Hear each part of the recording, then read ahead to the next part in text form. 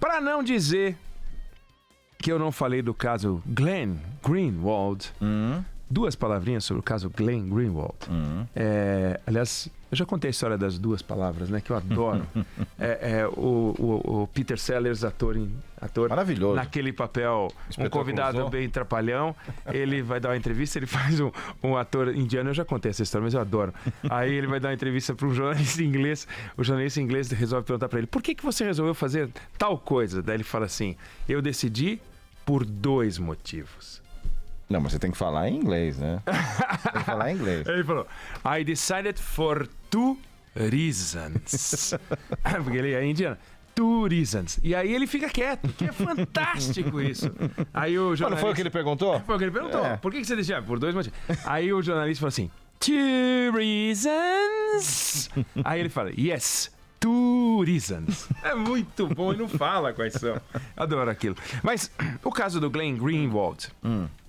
Todo mundo acompanhou, já foi motivo de comentário aqui, nós já demos essa notícia. Ele foi denunciado, acusado de ter auxiliado, de ter incentivado, de ter orientado a invasão de celulares pelos hackers, né? A invasão de celulares de autoridades brasileiras.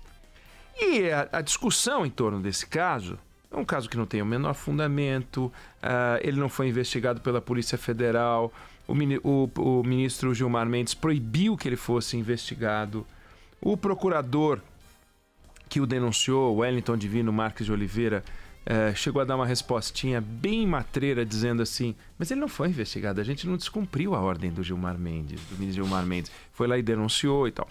Ficou um caso tão ridículo, e a discussão que eu vi sendo travada, e que eu não acho que está errada, mas não é o meu ponto de vista, é que nós temos um caso de atentado à imprensa, atentado à liberdade de expressão, atentado ao Estado de Direito. Não!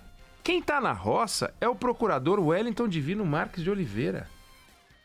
Nós temos um atentado ao Ministério Público Federal. Nós temos um integrante da Procuradoria que faz uma coisa que expõe o Ministério Público de um jeito que é perigosíssimo. Quem tem que ficar preocupado são os procuradores, são os promotores, são os integrantes do Ministério Público para falar: peraí, tem um colega nosso que enlouqueceu. Esse camarada não tá batendo bem. Não é o Glenn. O Glenn não vai acontecer nada com o Glenn. É tão óbvio que ele não tem nada para explicar. Ele está protegido pela lógica, pela verdade, pelos fatos, pela OAB, pelo Estado de Direito, pela democracia brasileira. A democracia brasileira não está em risco. Não existe risco para a liberdade de expressão. Os jornais saíram normalmente hoje, com os seus editoriais, com os seus comentários, com as suas reportagens. Não tem um jornalista que está sendo punido nas ruas. Agora, o Glenn caiu na mão de um lunático. Poderia ter sido um policial arbitrário que pegasse o filho de algum dos ouvintes e resolvesse esculachar. E nem por isso a gente diria que a juventude está em risco. Não, tem um maluco, integrante da força policial, armado, tem um distintivo e resolve usar do jeito errado. Quantos casos não há assim, né? Você pode ter um fiscal irresponsável, corrupto, que resolve também fazer um troço desse, e nem por isso a economia de mercado está em risco, nem por isso o capitalismo está em risco, porque tem um vigarista agindo de jeito torto. O procurador Wellington Divino Marques de Oliveira fez um negócio sem nenhum fundamento. O Glenn tem todos os fundamentos. Por que o Glenn é que está com problema?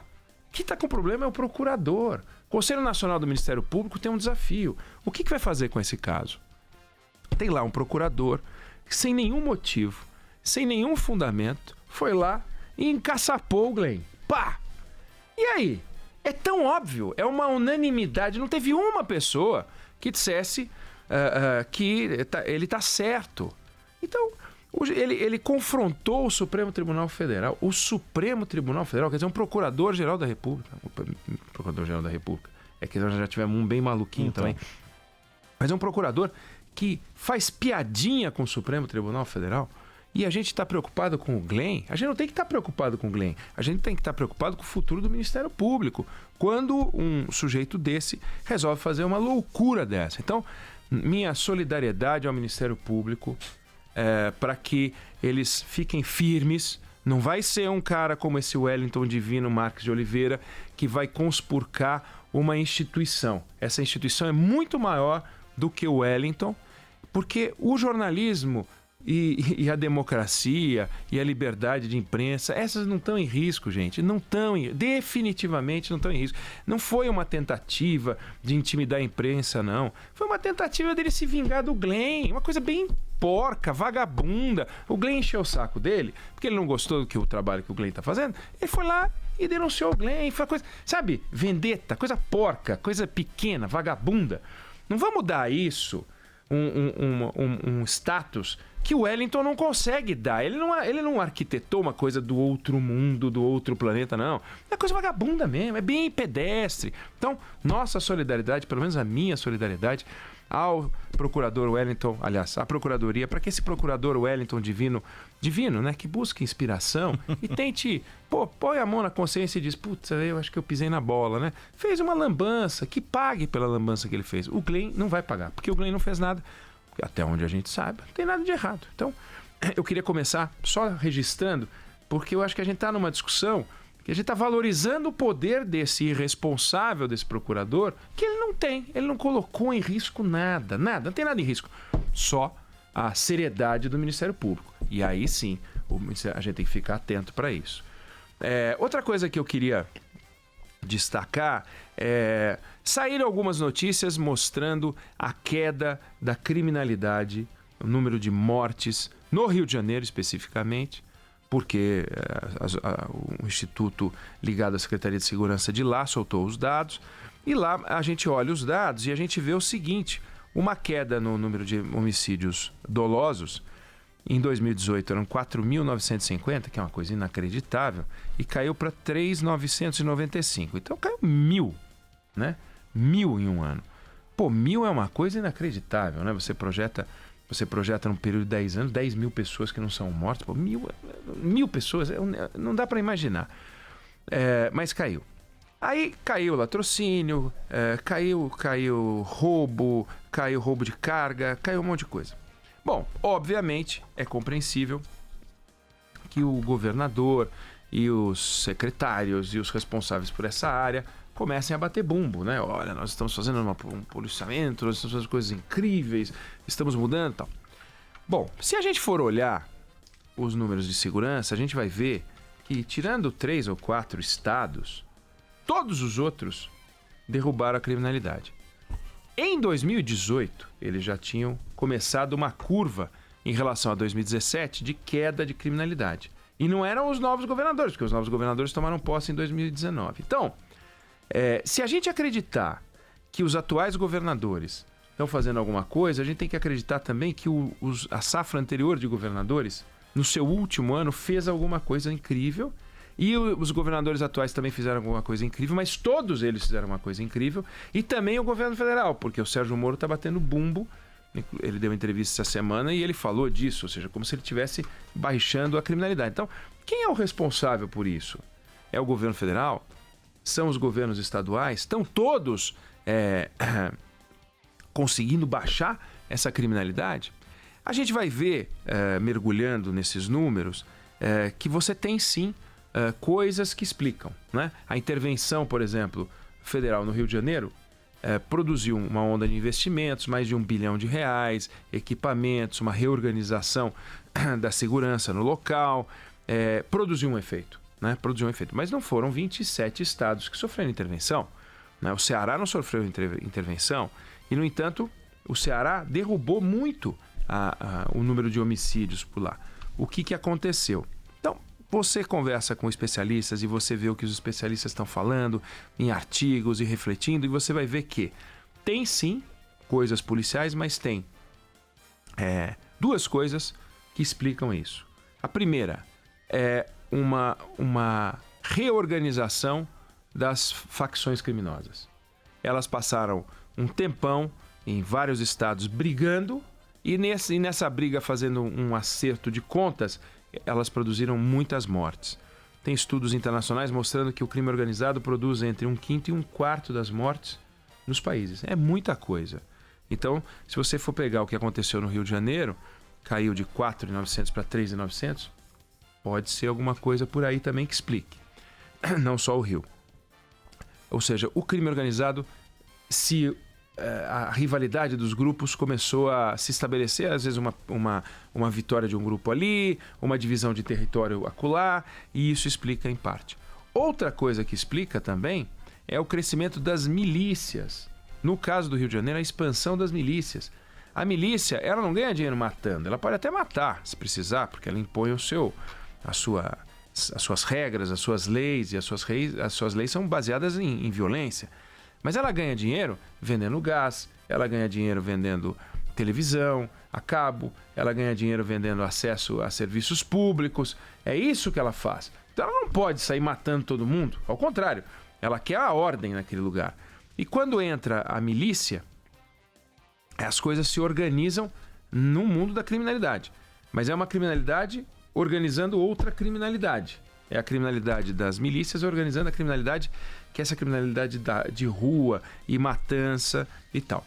Tem alguns serviços públicos que o Estado presta e que é o Estado dentro do Estado. Por exemplo, o Estado organiza o pagamento de salários, né?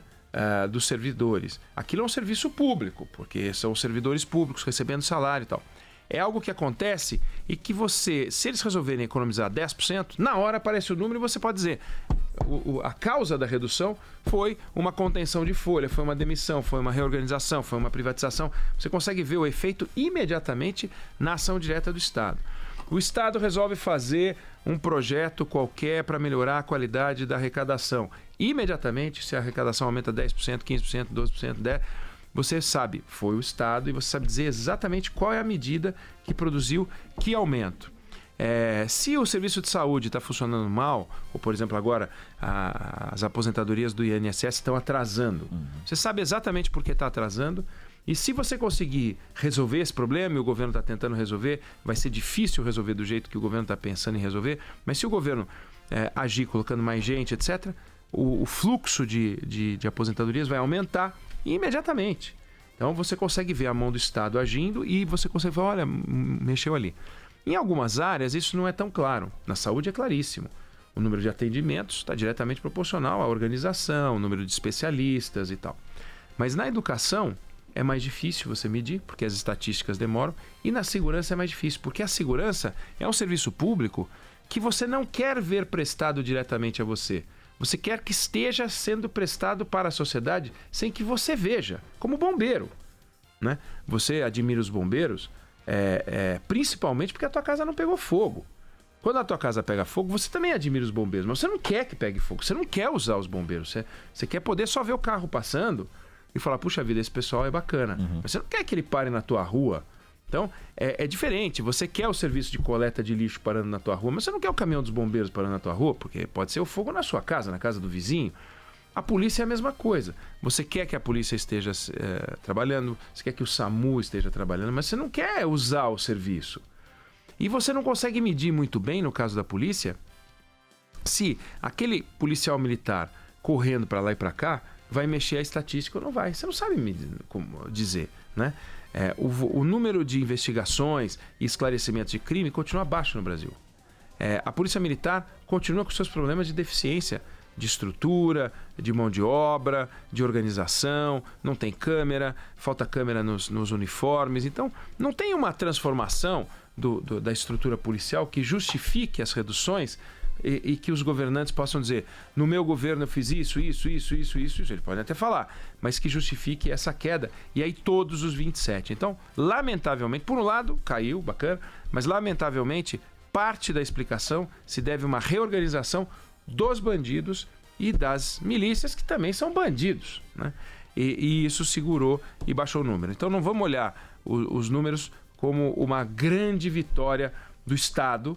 É bom que seja, que continue caindo, mas a gente tem que olhar para... Pode ter uma outra coisa acontecendo, que é uma criminalidade organizando a criminalidade. E isso não é bom.